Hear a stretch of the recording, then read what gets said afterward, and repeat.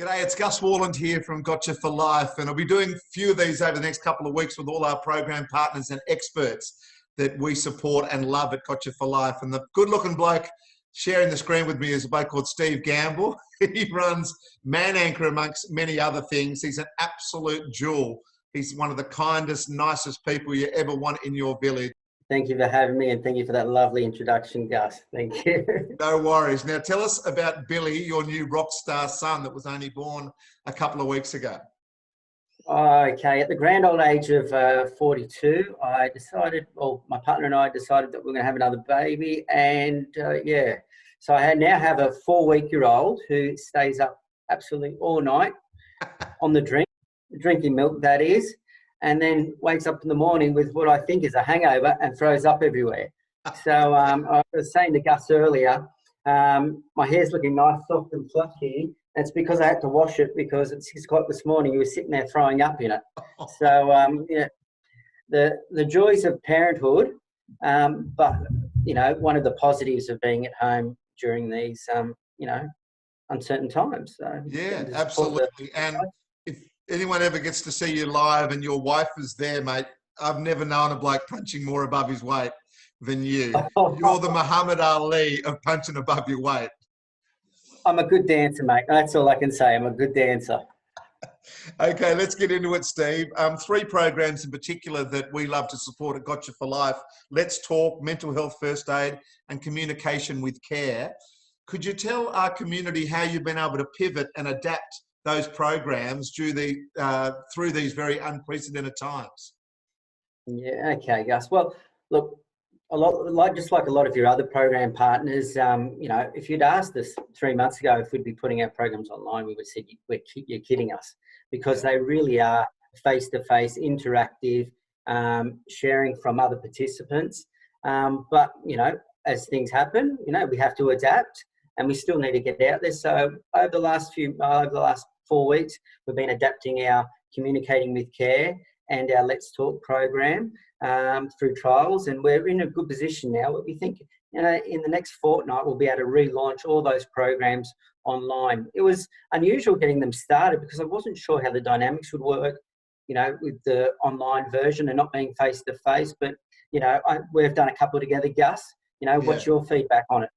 Look, I was worried too. I was really concerned that because the thing I love about your program, and in particular the Tomorrow Man program, which I've done a few times as well, is the safety that you guys as facilitators build in the room that allows us as participants to feel that we can be vulnerable and feel that we're in a safe place to be able to talk about our feelings.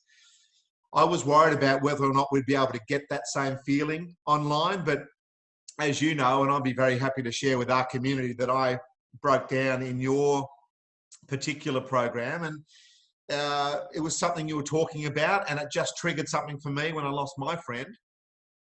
And I had to sort of just jump off. So I just sort of hit exit and I was out. It was stop, and I just sat up in my room for a couple of minutes, and I walked downstairs, and my wife knew that I was upset, and Vicky helped me, and then I went out a hot shower and I sort of got through it, and I spoke to you the next morning because you were concerned for me, because you saw that I'd left the group. And it really sort of waylaid any fears that I had, you know, around being vulnerable in that situation, and the fact that you built such a safe spot. And I felt the same way with Andrew when he did the spot with Tomorrow Man. So, and in fact, when I've told people about it being pivoted now and being put online, some blokes go, you know what, I'm more likely to come now. I'm less likely to go down the surf club or to the scout hall or to a school. I'm more likely just to feel happier and safer in my own place, especially when you're asking me to be vulnerable. So I think now, even when the virus is done, I would love you guys and Tomorrow Man to actually have both available, because we are missing some people that won't necessarily turn up to an outside third-party venue. What do you think? I completely agree. Because the numbers are a little bit smaller, it becomes a little bit more intimate, and we all connect together a little bit better.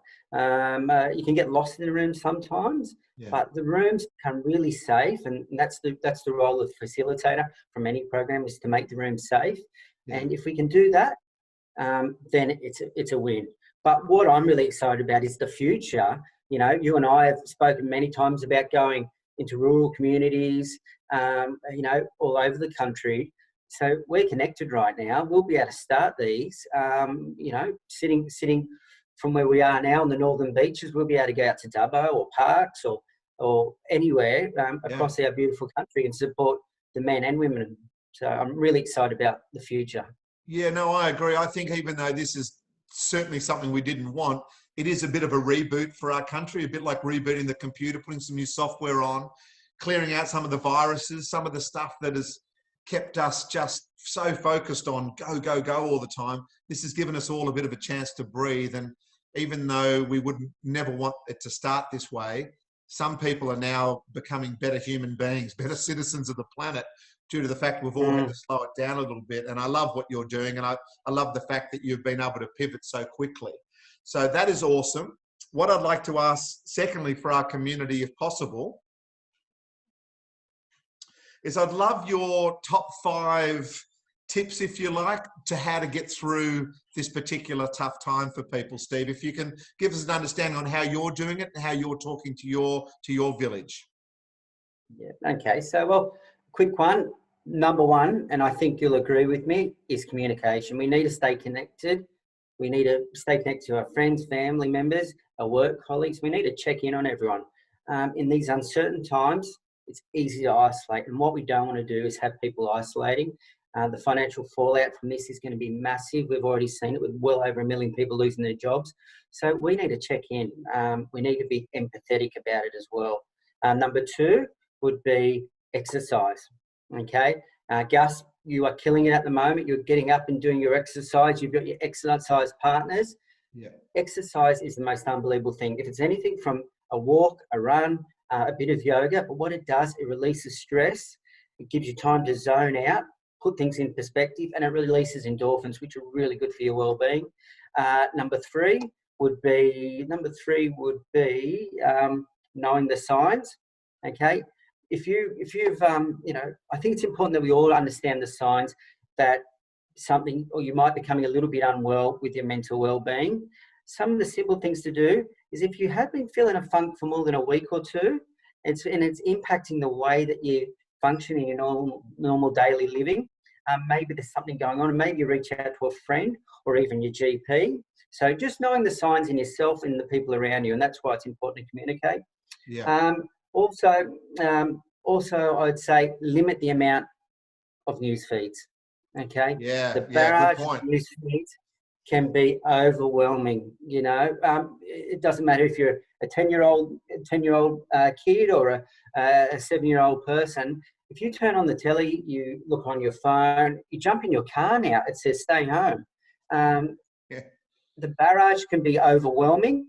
Set yourself, you know, one point in the day, be responsible, but you need to keep in touch with what's going on. But set yourself one period of the day. At 6 o'clock, I watch the news, get my fix, and I leave the rest of the day so I can function normally. I think that's really important. Yeah. And number 5 would be empathetic. Know that, you know, we all handle situations differently. And just because you are handling the pandemic differently to how you think someone else would be, just be, you know, understand that we don't all experience things the same way. Yeah. And just be mindful that just because you're rolling through this stuff right now, a close friend of yours might not be. So, you know, don't be presumptuous. So continue to check in and be empathetic if someone does reach out.